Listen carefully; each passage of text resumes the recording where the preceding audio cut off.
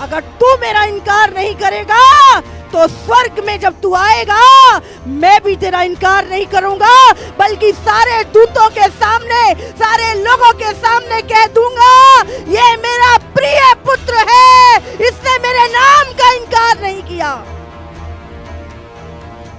आज मैं आपको बोल रही हूं, अब मसीहत ठंडी और गुनगुने वाली नहीं रही। आपको दानियल की तरह, सद्रक मेशक अबेदनगो की तरह आपके विश्वास परखे जाएंगे और आपको उस आग की भट्टी में से निकल कर कहना है यहोवा मेरे साथ रहा, मेरे परमेश्वर ने मुझे बचाया। मैं आपको बोल रही हूं, फिर आपकी गवाही कोई मनुष्य नहीं, आपकी गवाही खुद यहोवा देगा। हालेलुया। आपको विटनेस की जरूरत नहीं पड़ेगी कि कोई बताए आप क्या हो, कौन हो। परमेश्वर खुद आके आपकी विटनेस करेगा।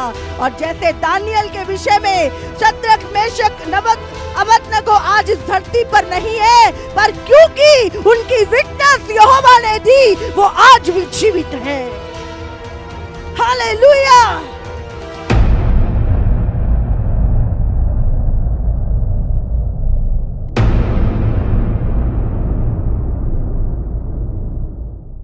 जब यीशु मसीह ने सबसे पहले प्रचार किया तो क्या प्रचार किया था यीशु मसीह ने?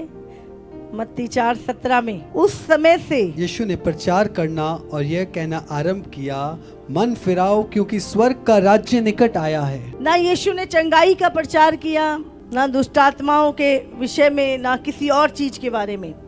सबसे पहले जो यीशु ने प्रचार किया वो था स्वर्ग के राज्य के विषय में। यीशु ने कहा अपने पापों से मन फिराओ क्योंकि स्वर्ग का राज्य निकट है। यहाँ पर परमेश्वर एक राज्य के विषय में बात कर रहा है, एक किंगडम के विषय में बात कर रहा है। और वो राज्य कहाँ का है? परमेश्वर इस संसार में जब आया तो यीशु ने जो सबसे पहला प्रचार किया, अपने पापों से मन फिराओ क्योंकि स्वर्ग का राज्य निकट है। यीशु एक किंगडम के विषय में बात कर रहा है, एक राज्य के विषय में बात कर रहा है। तो अगर राज्य है, हाँ? एक राज्य, धरती का भी एक राज्य है, स्वर्ग का भी एक राज्य है।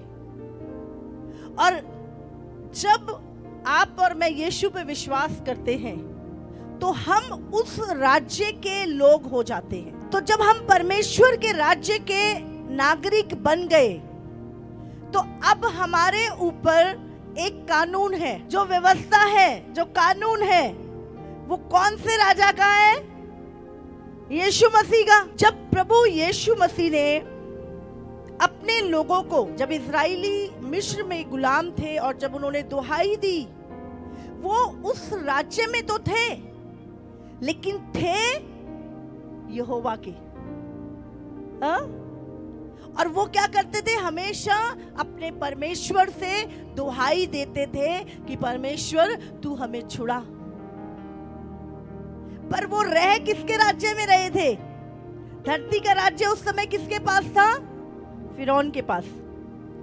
वो फिरौन के राज्य में रह रहे थे, लेकिन वो अंदर से किसके राज्य के लोग थे? यहोवा परमेश्वर के। और वो किसको पुकार रहे थे अपने छुटकारे के लिए? क्या वो फिरौन को पुकार रहे थे? किसको पुकार रहे थे? अपने राजा को पुकार रहे थे। हालेलुया। वो अपने राजा को पुकार रहे थे जिसके वो लोग थे। और बाइबल हमें बताती है कि जब उन्होंने अपने राजा को बुलाया तो वो राजाओं के राजा ने उनके करहाने को सुना। और परमेश्वर ने उस समय मूसा से बात की और बोला, जा मेरे लोगों को छुड़ा। मैंने अपने लोगों का कराना सुना है। हम लोग कब डरते हैं, कब हम घबराते हैं, कब हमारे अंदर कंफ्यूजन पैदा होता है, जब हम ये नहीं जानते कि हम कौन हैं। जिस दिन हम ये जान गए कि हम कौन हैं, हमें डरने की जरूरत नहीं है, हमें घबराने की जरूरत नहीं है। भले हम किसी इस धरती पर किसी राजा के गुलाम भी क्यों ना हो, तो भी हमें डरने की जरूरत नहीं, क्योंकि हमारा राजाओं का राजा हमारे ऊपर राज्य करता है। उस समय पर पूरे संसार भर में राजा फिरौन का राज्य था, और फिरौन से सामर्थी कोई नहीं था। उसके पास बड़े बड़े रथ थे, बड़ी सेना थी, बड़ा सोना था, महल थे, बड़े बड़े पिरामिड, बड़े बड़ी चीजें उससे बनवा रखी। दुनिया का सारा धन फिरौन के पास था, और इजराइली उसके गुलाम थे, कमजोर थे, लेकिन जैसे भी थे खुदा के। हालेलुया। हमें याद रखना है, हम बाहर से कमजोर दिख सकते हैं, निर्बल दिख सकते हैं, लेकिन याद रखो तुम्हारा जो राजा है वो दुनिया में सबसे सामर्थी है, और तुम्हें छुड़ाने के लिए सामर्थी है वो। हालेलुया। परमेश्वर ने अपने लोगों को छुड़ाया उस राजा के हाथ से जो दुनिया का सबसे सामर्थी राजा था, जिसकी सामर्थ इस दुनिया में सबसे बड़ी थी। उस राजा के हाथ से परमेश्वर ने अपने निज प्रजा को उसके हाथ से छुड़ाया। Super natural miracle, super natural ऐसी चीजें जो उसने कभी सोची नहीं थी, जो उसकी सेना लड़ी नहीं सकती थी, जिन चीजों से प्रभु ने वो चीजें भेजी। प्रभु ने लड़ने के लिए आदमी नहीं भेजे, क्या भेजे? मेंढक। प्रभु कहते तुझसे लड़ने के लिए जरूरत नहीं है किसी को, ये मेरे बनाए हुए यही बहुत है। और किसको भेजा? मेंढक। कोई ताकतवर होते हैं, हाँ, उसकी नाक में दम कर दिया, बोले ले जाओ, फिर कठोर हो गया। फिर प्रभु ने जानते हो क्या भेजा? उससे भी छोटे टिड्डी।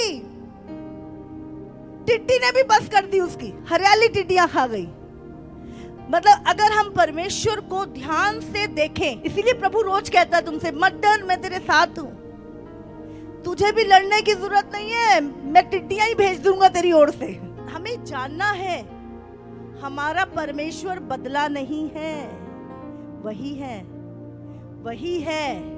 इसीलिए डरना मत। प्रभु कहता मत डर, मैं तेरे साथ हूं। हालेलुया। और जब परमेश्वर ने अपने लोगों को निकाला तो परमेश्वर ने उनको व्यवस्था दी। अब क्या दिया? व्यवस्था, एक कानून, एक लॉ, जो सच्चाई से, न्याय से भरा हुआ था। परमेश्वर नहीं चाहता उसके लोग अपनी मनमर्जी से चले, वो चाहता है जो राजा है उसके लोग राजा के नियमों से चले। गड़बड़ कब होती है हमारी जिंदगी में? जब हम अपने परमेश्वर, अपने राजा के नियमों को तोड़ते हैं, उसकी व्यवस्था को तोड़ते हैं, उसके कानून को तोड़ते हैं, उसके वचन को तोड़ते हैं, तब हम प्रॉब्लम में फंसते हैं। 10 आज्ञा याद है ना?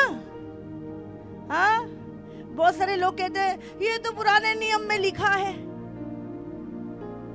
क्या पुराना? यीशु मसीह ने क्या बोला? बहुत सारे लोग जो खुद आज्ञाओं को नहीं मानते, वो क्या ठीकरा फोड़ देते, ये तो पुराने नियम में लिखा। यीशु ने कहीं कहा कि मैं पुराना नियम मिटाने आया? यीशु ने क्या बोला?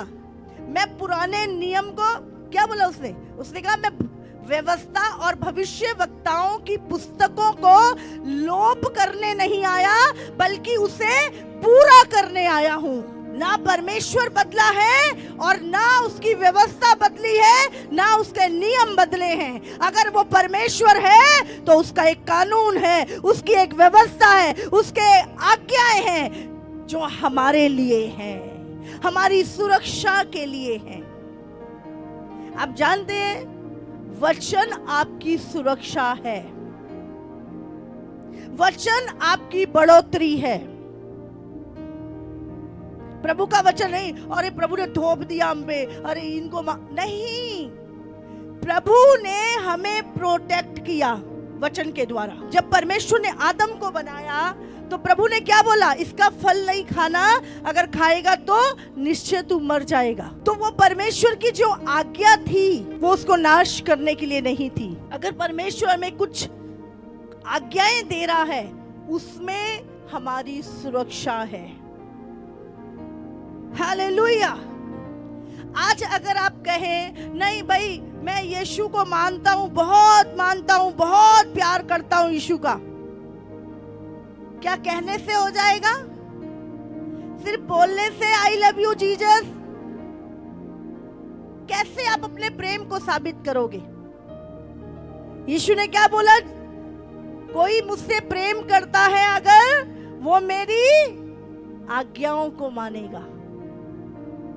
अगर आज आप परमेश्वर से प्रेम करते हैं तो आप उसकी बातों को मानेंगे। अगर हम यूहन्ना उसका 3 का, क्योंकि जो शरीर से जन्मा है वह शरीर है और जो आत्मा से जन्मा है वह आत्मा है। जब हम यीशु में नहीं थे तो हम शरीर से जन्मे थे और शरीर थे, शरीर की बातें, शरीर की सारी जीवन शारीरिक था हमारा। लेकिन जैसे ही हमने यीशु पे विश्वास किया, यीशु को अपना उद्धारकर्ता ग्रहण किया, तो क्या हो गया, हमने आत्मा में नया जन्म पा लिया। बाइबल में लिखा है जब यीशु मसीह ने संसार में आना था तो स्वर्गदूत ने क्या बोला, परमेश्वर का आत्मा तुझ पे छाया करेगा और जो तेरे पैदा होगा वो पवित्र कहलाएगा। तो यीशु आत्मा के द्वारा पैदा हुआ और आप और मैं जब यीशु पे विश्वास करते हैं तो हम भी आत्मा के द्वारा पैदा होते हैं। हालेलुया। और जब हम आत्मा के द्वारा पैदा हुए तो हम एक आत्मा है, और जब हम एक जीवित आत्मा के ऊपर किसका नियम चलेगा, किसके कानून चलेगा? कौन सा राजा है अब हमारा? यीशु। और उसका वचन उसका कानून है, उसका लॉ है, उसकी व्यवस्था है। आप जब दुबई जाते हो या दूसरी कंट्रियों में जब जाते हो तो बड़े ध्यान से उनके नियमों को आप जानते हो। आपको सबसे पहले आप अच्छा ये कर सकते हैं, यहाँ पे ये नहीं कर सकते, ऐसा करने से ये कानून होता है। हम बड़ी जानकारी बड़े ध्यान से सुनते हैं हर चीज की। नहीं, यहाँ पे इतनी स्पीड में आप गाड़ी चला सकते हैं, इस रॉ में आप इतने चला सकते हैं, आप ये नियम नहीं तोड़ सकते, अगर आपने ऐसा किया तो आपको फांसी हो जाएगी। तो बहुत सारे कानून होते हैं। हाँ, अगर दुनिया के राजाओं के कानून हैं तो क्या स्वर्ग के राज्य का कोई कानून नहीं है कि नहीं? वहीं से सारे कानून बने हैं। मैं आपको बता रही हूं, सबसे पहली व्यवस्था न्याय की परमेश्वर की है। आज दुनिया में बहुत कुछ गलत हो रहा है और इंसान जानता है कुछ गलत हो रहा है और हमें पता है, हमें अंदर नहीं ये गलत है। तो आपको कैसे पता वो गलत है? क्योंकि एक व्यवस्था परमेश्वर की है जो हमारे विवेक में और हमारी आत्माओं में है, जो कहती है ये गलत है। एक गलत चीज को सही साबित करने के लिए संसार का कानून है, लेकिन एक सही चीज को जो परमेश्वर की ओर से है वो हमारा मन, हमारा हृदय, हमारे अंदर जो विवेक है वो गवाही देता है ये सही है या गलत है।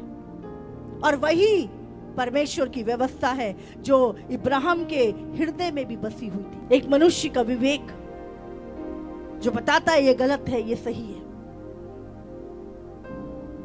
इसीलिए जब हम आत्मा से जन्मे हैं तो हमारे ऊपर एक राजा जो हमारा पिता है, अब जो आत्माओं का पिता है, जो राजाओं का राजा है, वो अब हम पे राज्य करता है। फिलिपियो निकालेंगे 3:20 पढ़ो। पर हमारा स्वदेश स्वर्ग पर है। हाँ। और हम एक उद्धारकर्ता प्रभु यीशु मसीह के वहां से आने की बाट जो रहे हैं। यीशु के आने की बात जो रहे हैं या आराम से खा पी के खुश हो रहे हैं?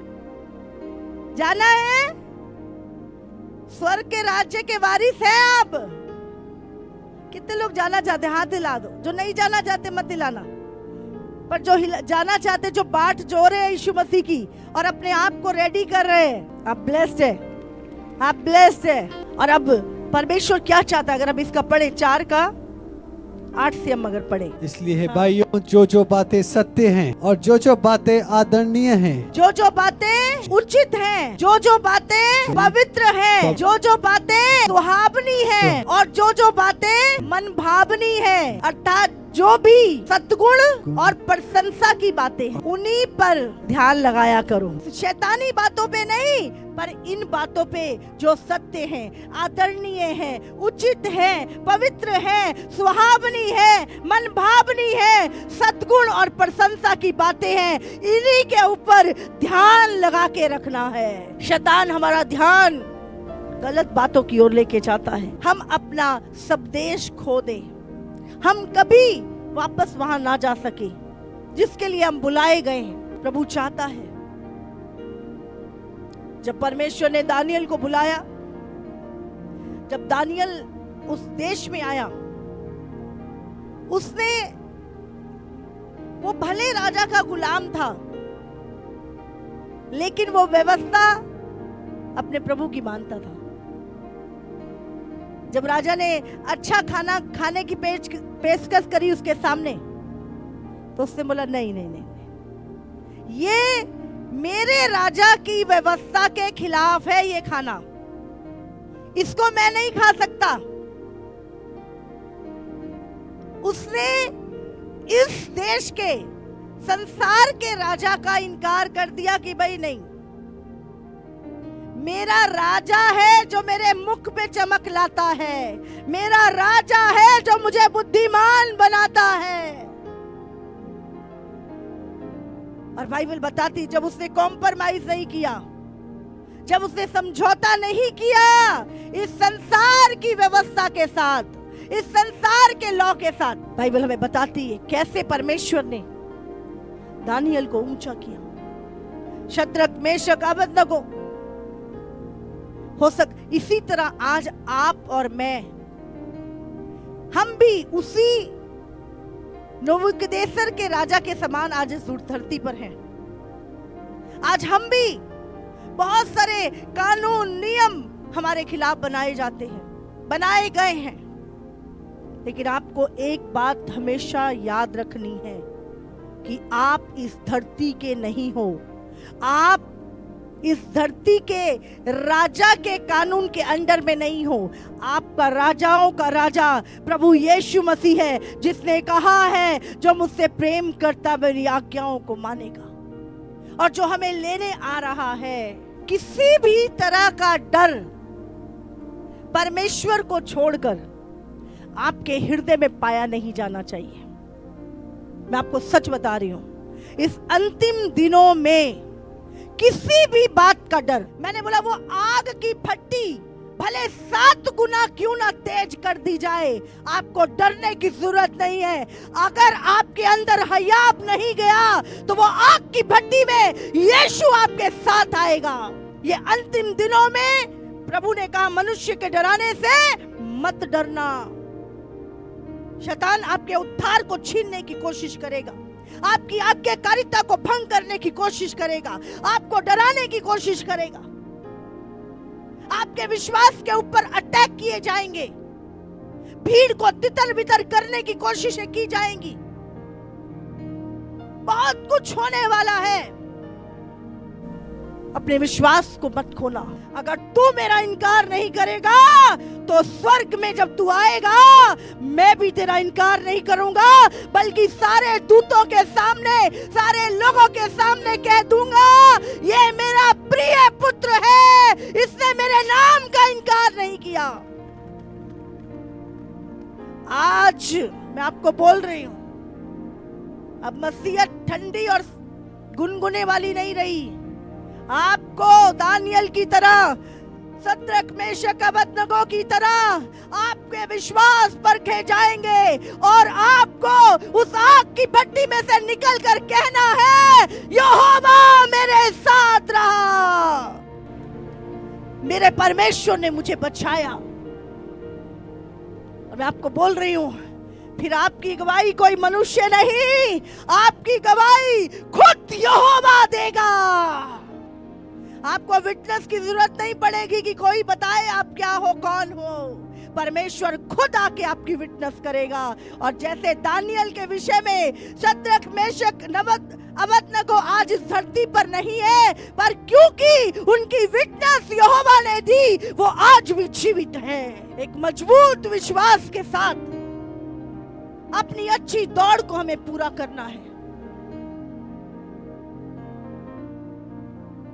शैतान आएगा बहुतों के प्रेम को ठंडा करने। प्रेम ठंडा कैसे होगा? जब तुम्हारे फाइनेंस पे अटैक होगा, जब तुम्हारी चीजों पे अटैक होगा, जब आपकी जान के ऊपर अटैक होगा, तब आपका प्रेम ठंडा होगा। यीशु ने एक ही चीज बोली, अपने प्राण देने तक विश्वास योग्य रहना।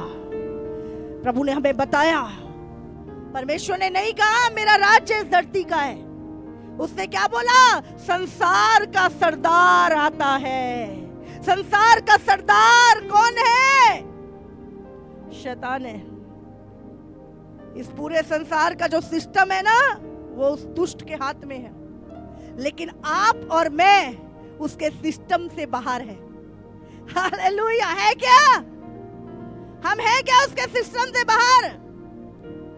क्योंकि परमेश्वर का राज्य अभी प्रकट रूप में नहीं है, उसका राज्य हमारे बीच में है। इसीलिए हमारा विरोध होता है, क्योंकि हम उस राज्य के हैं, स्वर्ग के राज्य के। इस दुनिया में किसी का विरोध नहीं होता यीशु मसीह के लोगों के अलावा, क्योंकि हम इस राज्य के हैं ही नहीं।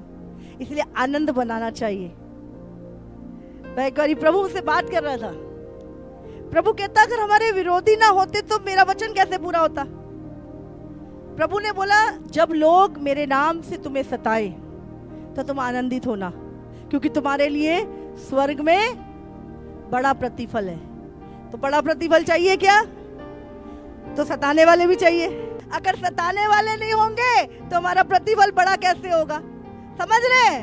तो वो तो हमारे सताने वाले तो वचन को पूरा कर रहे हैं, तो हमें डरने की जरूरत नहीं है।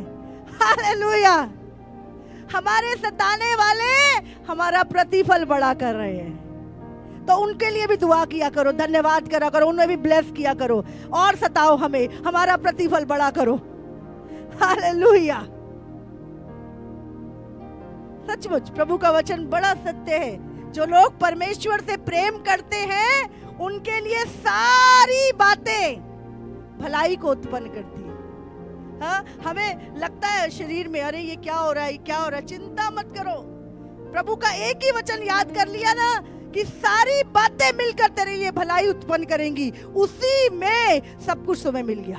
तो जिस राज्य के हम लोग हैं वही की तैयारी करनी है। समझ आ रही है आपको? कहाँ के हैं हम? प्रभु यीशु ने क्या बोला? मेरा राज्य धरती का नहीं है। तो अगर प्रभु का राज्य धरती का नहीं है तो हम भी धरती के नहीं है। हमारा सब देश स्वर्ग में है। आप जानते हैं बाइबल में क्या लिखा है? प्रकाशित वाक्य में पढ़े तो उसमें लिखा है कोई भी डरपोक स्वर्ग में नहीं जाएगा। समझ रहे? लिखा है डरपोकों और सारे झूठों का भाग नरक में होगा। तो याद रखिए, डर अपने अंदर से निकाल दो। बिल्कुल सिर्फ परमेश्वर का डर। पाप करने से तुम्हें डर लगना चाहिए। हाँ, परमेश्वर का भय। परमेश्वर का भय मतलब वचन को मानना। कुलस्सियों 3:1-4 हम पढ़ेंगे। अतः तुम मसीह के साथ जिलाए गए तो स्वर्गीय वस्तुओं की खोज में रहो, जहाँ मसीह विद्यमान है और परमेश्वर के दाहिनी ओर बैठा है। पृथ्वी पर की नहीं परंतु स्वर्गीय वस्तुओं पर ध्यान लगाओ, क्योंकि तुम तो मर गए और तुम्हारा जीवन मसीह के साथ परमेश्वर में छुपा है। जब मसीह जो हमारा जीवन है प्रकट होगा, तब तुम भी उसके साथ महिमा सहित प्रकट किए जाओगे। तो उसके साथ तुम भी, और ये बेचारे वाले तुम भी नहीं, पर महिमा के साथ प्रकट किए जाओगे। यीशु के साथ चलना, यीशु के साथ जीना। बाइबल कहती है अभागे हैं वो लोग जो इसी जीवन में यीशु से आशा रखते हैं। अपनी आंखें प्रभु की ओर लगाए रखो। बहुत जल्द यीशु मसीह का आगमन होने वाला है। मैं आपको बोल रही हूं, ज्यादा समय नहीं है। अब अपनी लाइफ को, और डिस्ट्रैक्शन बढ़ रही है, पाप बढ़ रहा है, व्यभिचार बढ़ रहा है, बुराई बढ़ रही है। बाइबल में लिखा है प्रभु के आने से पहले अधर्म बढ़ जाएगा। और आपको अपने आप को बचा के रखना है, क्योंकि आप शरीर नहीं हो, आप आत्मा हो, एक जीवित आत्मा, जगत की ज्योति, पृथ्वी के नमक। और बाइबल कहती है अगर नमक का स्वाद खराब हो जाए तो वो फिर किससे नमकीन किया जाएगा। आप पृथ्वी के नमक हो। हमें ना तो शारीरिक होना है और ना शरीर के अनुसार चलने वालों के समान बनना है। आत्मा के अनुसार चलो। यीशु ने कहा जो आत्मा के अनुसार चलेगा वही मेरा पुत्र है, वही मेरे पुत्र है। और आत्मा के अनुसार चलना, प्रभु के वचन में चलना। अब समय नहीं है, अब बहुत कम समय है। सबके विश्वास परखे जाएंगे। बाइबल में लिखा है हर एक जो भक्ति के साथ जीवन बिताना चाहता है वो सताया जाएगा। आज केवल अपने कानों को आशीष के वचन सुनने के लिए नहीं, पर रियल वचन सुनने के लिए खुला रखो। एक भी नाश ना हो। वो सबसे प्रेम करता है, सबको बचाना चाहता है। क्या हम बचना चाहते हैं? हम बचना चाहते हैं। प्रभु तो चाहता है बचाना, पर आज लोग बचना नहीं चाहते। वो कहते हैं हम नहीं छोड़ेंगे भाई पाप, हम नहीं छोड़ेंगे नशे।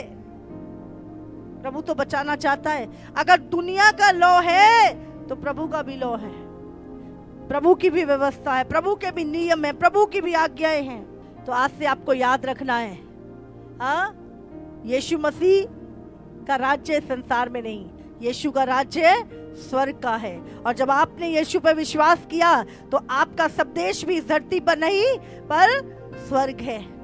और हम यीशु के आने की बाट चो रहे हैं और हमें परमेश्वर की व्यवस्था के अनुसार चलना है। समझ आ रही है आपको?